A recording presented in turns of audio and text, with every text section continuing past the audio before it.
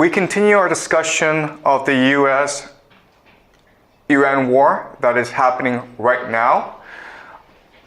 So, as you know, I made the prediction that the United States will lose this war. In last class, we did an overview of the military and strategic position.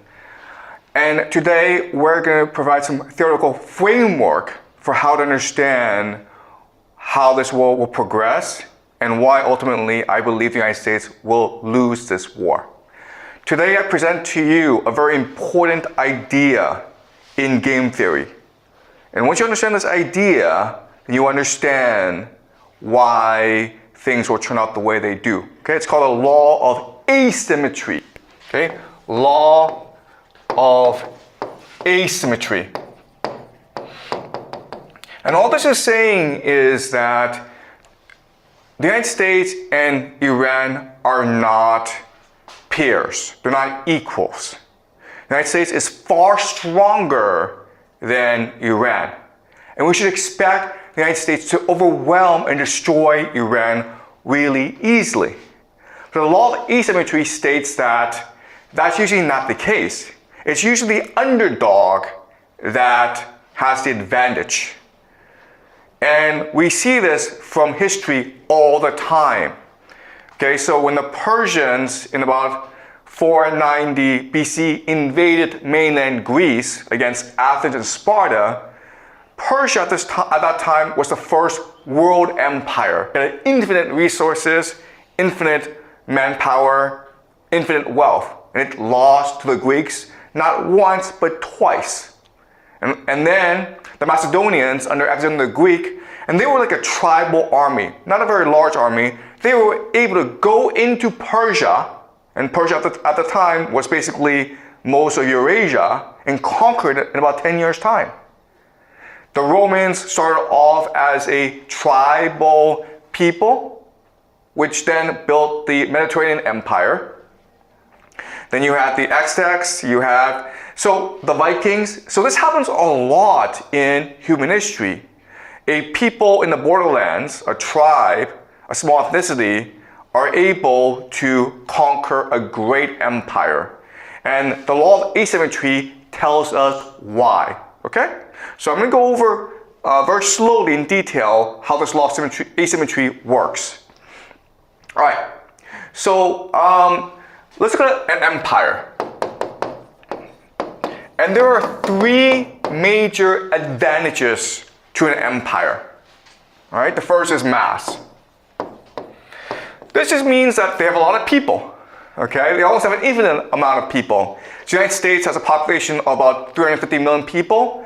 But remember, the United States can also draw on the populations of its allies, which includes the Five Eyes, the Anglosphere, but it also includes Europe. It also includes East Asia, South Korea, Japan, basically wherever the Americans have a military base. Right? So most of the world are either allies of the United States or vassals of the United States. So the United States can basically draw on in billions and billions of people for its wars. Okay, so it's mass. Second is the idea of organization. Organization just means a hierarchy of bureaucracy and elite that allows you to organize your resources and your people in order to generate wealth, which is basically science and technology, okay? Science and technology, which leads to the most advanced weaponry, okay? So think about the United States, how they fight this war. They have these satellites that provide for precision targeting. They have these airplanes, these B-2 bombers, F-15s, that are the most advanced weaponry ever in human history. Okay? So organization. And the last great strength of the empire is the idea of death. Death is the idea that because your people are infinite, because your organization is so strong, because your resources are so vast, you can afford to lose many, many wars, okay? It's not a big deal if the United States loses this war in Iran. If they want to go back, they can go back with even more soldiers, even more weaponry, because their wealth is infinite. Okay? So these are the three major advantages of an empire. And in theory, because of these advantages, an empire should be invincible and eternal. But we know for a fact that all empires fall, and they fall very, very hard. And quite honestly, they don't last a very long time. Maybe 28 years, maybe 30 years for most empires. That's not a very long time. So we need to better understand what's going on, okay? Why is it that an empire with these vast resources, they all fall in 20 years, 30 years, okay? All right, so what we need to understand is that all these advantages are ultimately disadvantages in the long term, all right? So let me explain what I mean. Mass, you have a lot of people, okay? When you have a lot of people, you create a lot of inequality. Why? Because there's competition for resources. There's too many people, okay? And this often leads to debt and slavery. And as a result, your people become complacent, lazy, indifferent. They're competing against each other. They really don't like the government, okay? So they're not really that motivated to do anything, to work or to fight wars, but especially to fight wars. So this mass looks like an advantage in the beginning, but over time it becomes a disadvantage, right? Organization means an elite. The problem with this is that over time, the elite become parasites. Why? Because the way they make their money is through rent seeking. Rent seeking just means that you have power and you seek to monetize your power by exploiting the mass. All right? So basically landlords are a classic type of rent-seeking elite. And so they don't really work, but they make a lot of money because they own the land, because they control all the resources, because they control all the capital. And that forces the mass to go into slavery, to go into debt, which is what's happening in America today. The problem with this is that everyone wants to be part of the elite, and there are too many elite over time. Okay? So even though the elite have many, many kids, the power is a zero-sum game, it's a hierarchy. And so this leads to the idea of elite overproduction. Okay? Elite overproduction. This is a term coined by the historian Peter Turchin. Okay? And his theory is that you have turmoil, you have wars. For example, the French Revolution, for example, the fall of the Roman Republic, because there's too many elite and they start wars to accumulate power for themselves. Okay? So this organization, this elite, leads to basically factionalism or infighting. And that's what's happening in America today, where the Democrats and the Republicans, they hate each other, they refuse to get along. It leads to political polarization. Okay? So another saying this is that an empire over time becomes insular. They don't care about what happens outside the world. All they care about is what happens in Washington, D.C. And as a result, they make a lot of stupid mistakes. Okay?